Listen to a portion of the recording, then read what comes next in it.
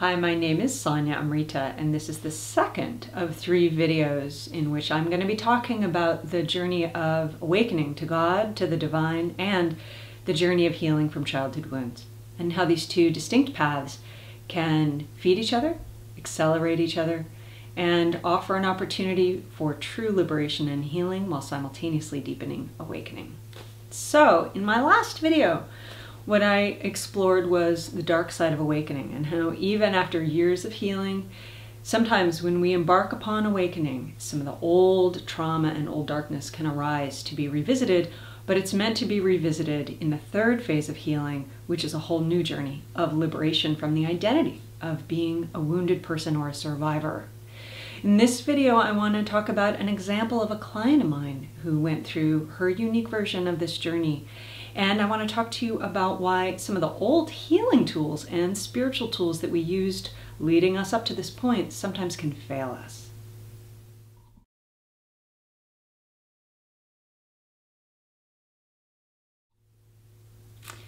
So I want to tell you this story about my client. I'll call her Lisa.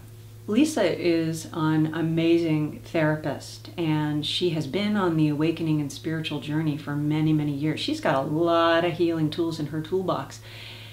But despite all that, one day, in the context of a romantic partnership, these emotional reactions started arising in her that were so debilitating. She would be shaking and curled up in a little ball on the floor, completely stuck in the story and the trauma of being abandoned, being unworthy, being unlovable. Now, Lisa knew that these stories weren't true, but she could not stop these reactions that were arising for her. And even though she tried to use every tool she had at her disposal, nothing was working for her. So in desperation, she reached out to me.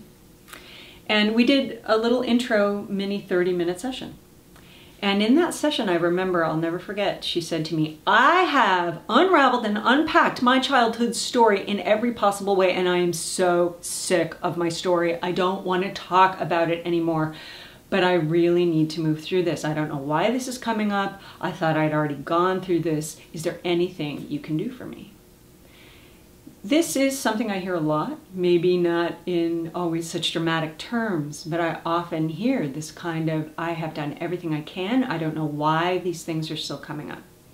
One of the reasons that this happens is because some of the spiritual tools and the healing tools that you used in the 2nd phase of healing I described in the last video no longer work in the same way when you're in the 3rd phase of healing and when you're really beginning your awakening journey.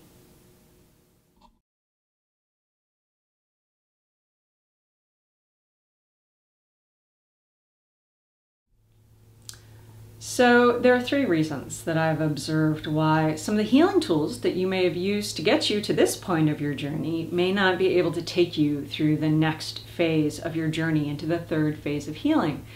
Now, there may be a lot of reasons why those healing tools can stop working for you or outright fail for you, but these are 3 of the most common that I see, and in some ways 3 of the most powerful things for you to know. Reason 1 that I see why the old healing tools can fail you is because the motivation of these young bits and parts that are coming up is completely different. In the 2nd phase of healing, when old imprints and emotions arise, they're looking to be healed. In the 3rd phase of healing, remember, your being has begun to taste the divine awakening consciousness. It's begun to taste that freedom and liberation. So these old wounds want freedom. They want the love and grace and light of the divine. It's a very different process than the healing need in the 2nd phase of healing.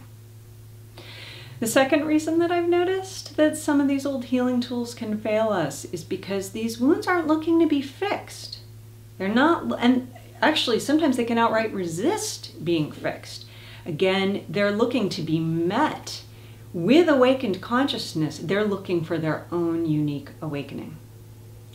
And the 3rd reason that I see that some of these old healing tools can fail us, and this is probably one of the most deceptive ones, is because the story of the wound doesn't have the same kind of energy and charge that it did in your past. It's completely different than what you experienced in the 2nd phase of your healing. What I see in people energetically, and even in the way that they describe their stories, is that these stories from the past don't have the same roots. They don't have the same kind of weight that they may have had in the second phase of healing. And it can be so extreme that in some cases, some of my clients, when this stuff comes up, it's like an echo. That's what it feels like to me when I hear them tell their story. And so again, here, it wants to be met and dealt with in a totally different way. We don't have to unravel the story. The story's already been unraveled. In Lisa's case, this was part of her issue. She thought, well, maybe there's more story to unravel. That wasn't the case for her at all. The story was done. What was left was something deep in the body. It's like little leftover roots, little tiny leftover roots that just wanted to be liberated, seen, and met in awakened consciousness.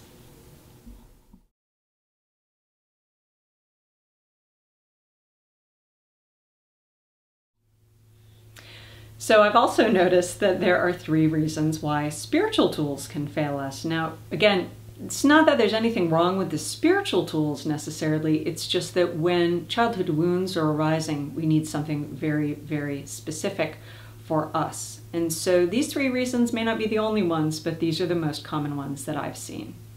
The first reason is that some spiritual tools and practices are too disembodied. They dismiss the body or the self or reality a little too much. And so when childhood wounds are arising, what happens is that the wound can actually deepen. It can actually recur in the body-mind, or somebody can experience spiritual bypass to try to cope with the dissonance between the spiritual practices and the wounds that are arising for them. The second reason that I see why spiritual tools can fail us is because the language of certain spiritual truths is not the language that these deeply wounded parts of us need to hear. They become kind of like platitudes, and even if our mind knows them and our heart knows them and we feel them, that's not exactly what these young little parts inside of us need.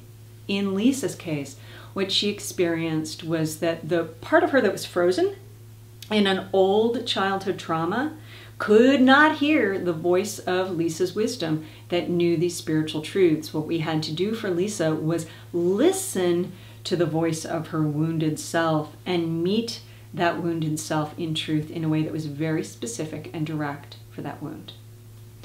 The third reason I see that spiritual tools can fail us is because some of these spiritual truths don't get embodied or integrated enough.